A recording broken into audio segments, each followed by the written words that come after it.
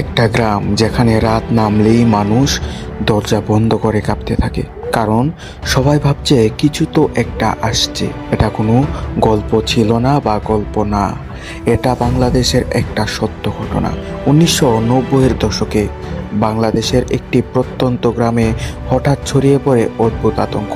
কেউ ঠিক বলতে পারছিল না ভয়ের শুরু কোথা থেকে। রাত গভীর হলেই গ্রামের মানুষ বলতে শুরু করে, দরজায় টোকা শোনা যায়, হাঁটার শব্দ, কেউ যেন নাম ধরে ডাকছে, কিন্তু দরজা খুললে বাইরে কেউ নেই। কয়েকদিনের মধ্যেই পরিস্থিতি ভয়ঙ্কর হয়ে ওঠে।